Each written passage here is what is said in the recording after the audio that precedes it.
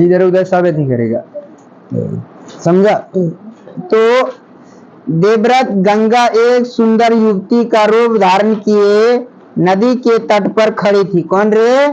गंगा, जिसको गंगा माता कहते हैं, ठीक है। उनके सौंदर्य और नव यौवन ने राजा शांतनु को मोह लिया था। किसका मन मोह लिया था? शांतनु को, ठीक है। गंगा बोली, राजन आपकी पत्नी होना मुझे स्वीकार है, पर इससे पहले आपको मेरी शर्तें माननी होगी। क्या आप मानोगे? तो राजा शांतनु उसके लिए निछावर कर दिया, बोला हाँ, उनके लिए तैयार हो गया था, उनके पीछे पीछे घूमने लगा। कौन? राजा शांतनु। तो गंगा ने बोला मैं हाथ स्वीकार आपकी रानी बनूंगी, लेकिन मेरी जो इच्छा है आप स्वीकार करेंगे? तो राजा मान गए। राजा ने कहा अवश्य मानूंगा। राजा शांतनु ने कहा गंगा की सारी शर्तें मान ली और वचन दिया कि वह उनका पूर्ण रूप से पालन करेंगे। कौन? राजा शांतनु।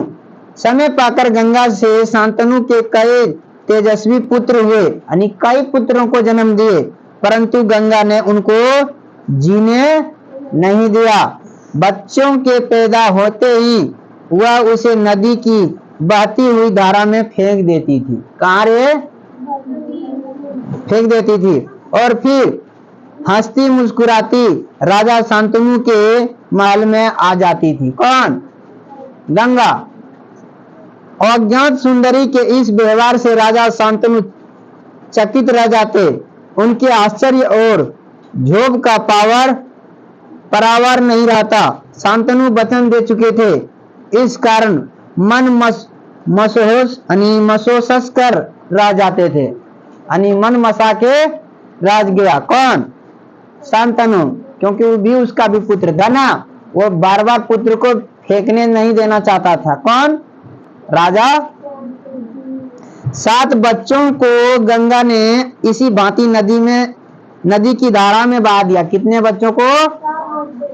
8वां बच्चा पैदा हुआ, गंगा उसे भी लेकर नदी की तरफ जाने लगी। 8वां जब पैदा हुआ उसे भी नदी में लेकर जाने लगी। तो शांतनु ने से न रहा गया। किससे नहीं रहा गया? बोले मां होकर अपने नादान बच्चों को आकारण ही क्यों मार दिया? कि मां होकर आप अपने नादान बच्चों को क्यों मार दिया करती हो? किसने बोला? शांतनु ने। यह घृणित व्यवहार तुम्हें शोभा नहीं देता है। यह घृणा आपको शोभा? किसको शोभा नहीं देता? गंगा को। किसको? गंगा को। राजा की बात सुनकर गंगा मन ही मन मुस्कुराई, परंतु क्रोध का अभिनय करती हुई बोली राजन क्या आप अपना वचन भूल गए हैं? क्या बोला? क्या आप अपना वचन?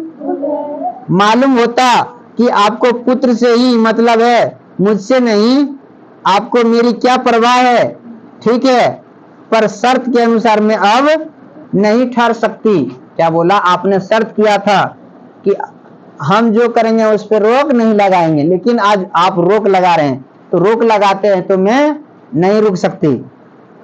आपके इस पुत्र को मैं नदी में नहीं फेंकूंगी। ये पुत्र जो है इसको नदी में नहीं फेंकूंगी, लेकिन मैं जाती हूँ। इस अंतिम बालक को मैं कुछ दिन पालूंगी और फिर पुरस्कार के रूप में आपको सौंप दूंगी। बोला कुछ दिन पालूंगी फिर आपको सौंप दूंगी। यह कहकर गंगा बच्चे को साथ लेकर चली गई। यही बच्चा आगे चलकर भीष्म पितामह के नाम से विख्यात हुआ। किस नाम से? भीष्म पितामह। गंगा के चले जाने से राजा शांत का मन विरक्त हो गया। उन्होंने भोग विलास से जी हटा लिया और राजकाज में मन लगाने लगे। कौन? राजा शांतनु। एक दिन राजा शिकार खेलते खेलते गंगा के तट पर चले गए। कहाँ चले गए? तो देखा किनारे पर खड़ा एक सुंदर और गठिला युवक गंगा की बहती हुई धारा पर बैठा, धारा पर बाण चला रहा था। कहाँ रे? यानी ऊपर में बैठकर गंगा की जल धारा में बाण चला रहा था।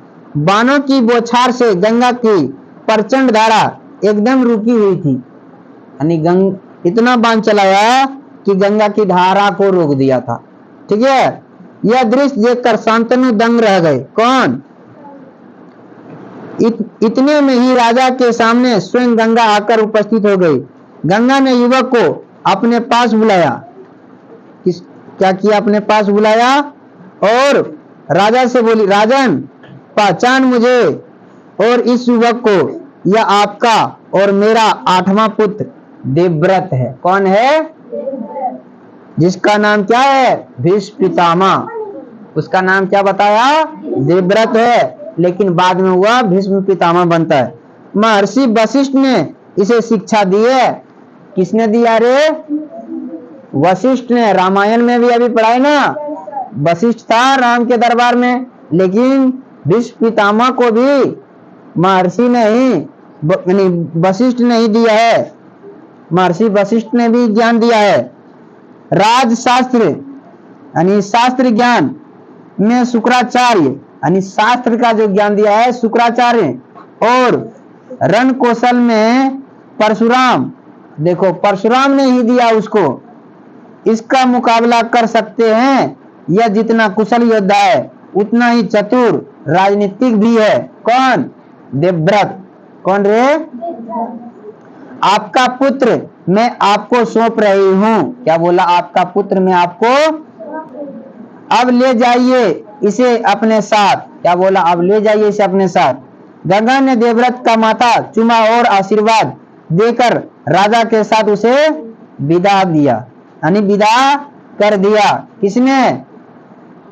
गंगा ने।